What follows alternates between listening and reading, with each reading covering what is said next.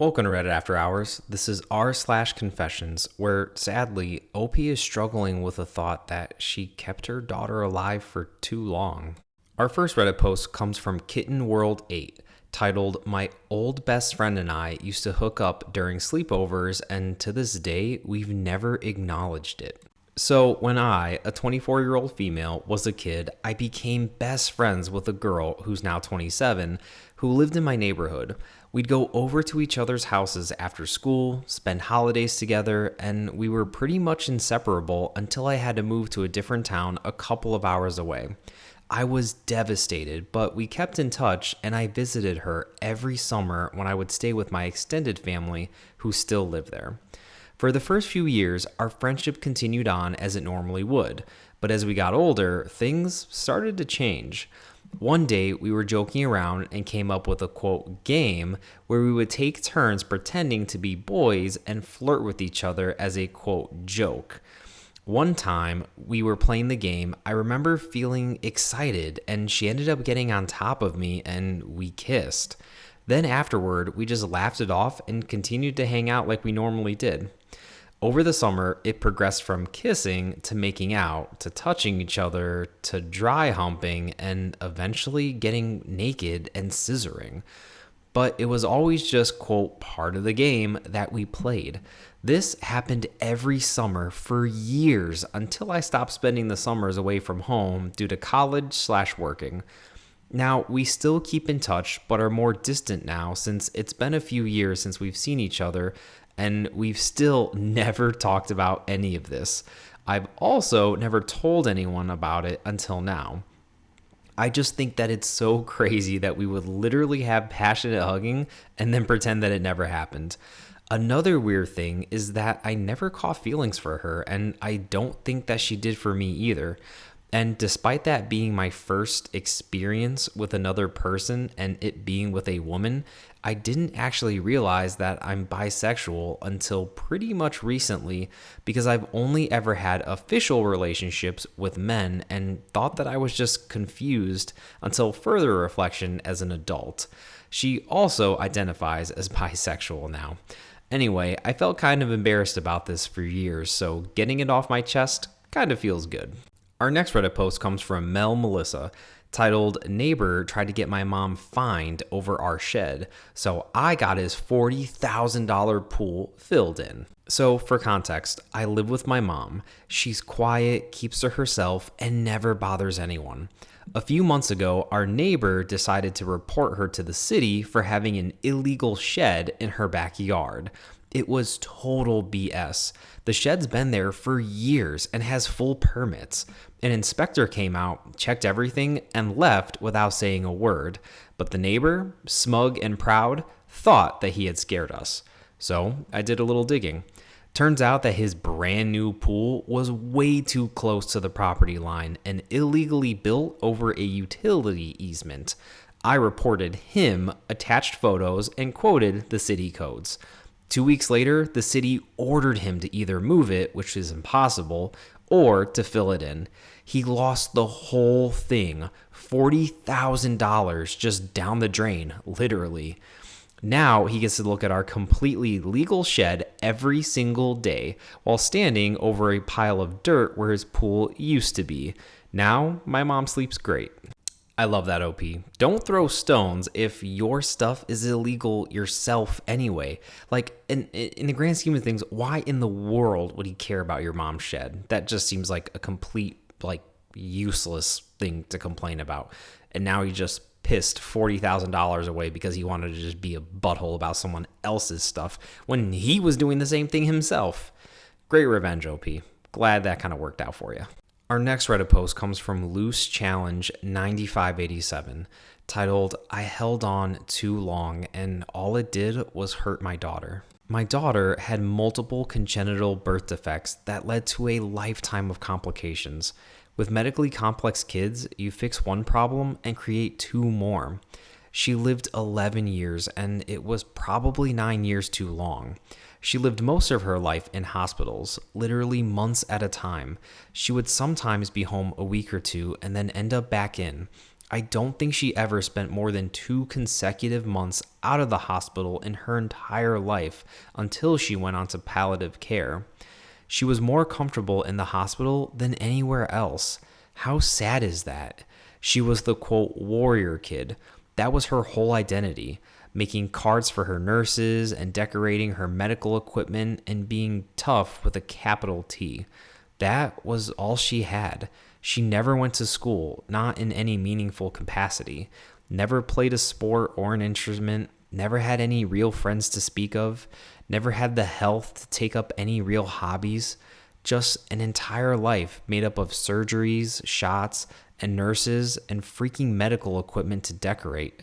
I gave her a pathetic life. There wasn't a single intervention that I wasn't willing to put her through to buy more time. She was the happiest, most accepting kid I had ever met, but in the last 6 months, she was just done. I refused to listen. She asked me over and over again if she could just, quote, stop.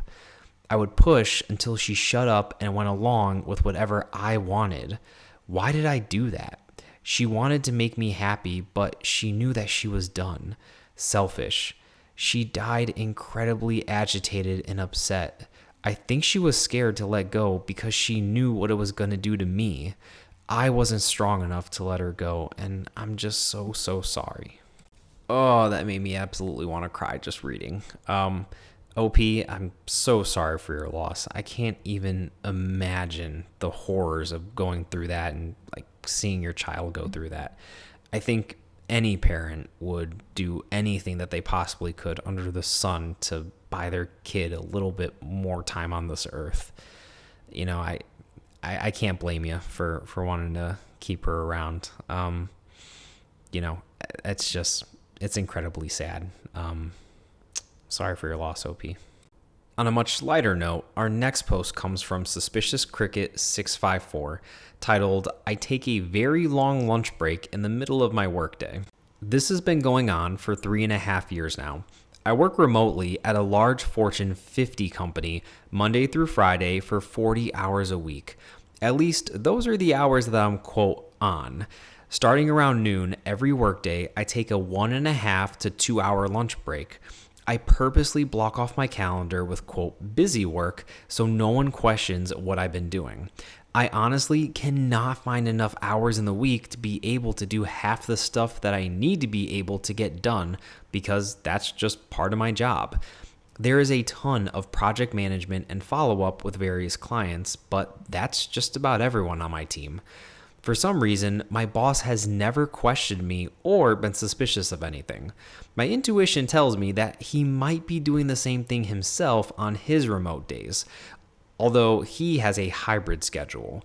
And that's not all. I've taken vacations before during lighter project weeks where a lot of communication isn't required between me and my team. I took my laptop and I logged on during mandatory meetings and then logged off right afterwards. I know there is a lot of talk out there by corporate CEOs saying that return to the office is mandatory because of stuff like this, but I always hit my goals.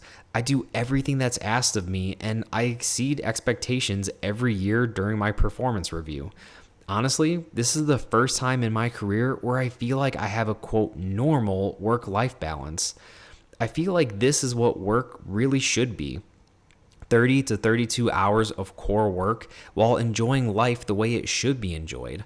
Some of the happiest moments of my life have been playing with my toddler son and watching him grow up during my lunch hour. So sorry, but not sorry. Good for you, OP. And I mean, honestly, what's the harm? You work remotely anyway, right? So who cares where you're working from?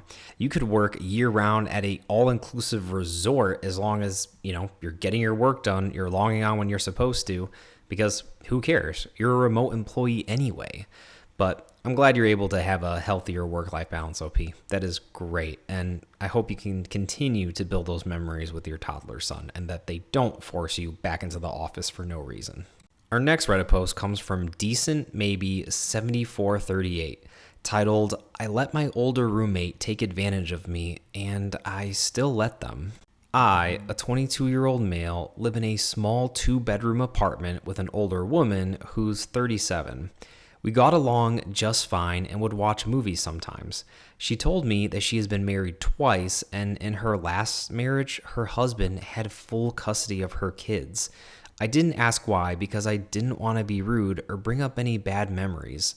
But a few days ago, me and her were watching a show and she brought some alcohol and offered me to have some, which I declined because alcoholism runs in my family.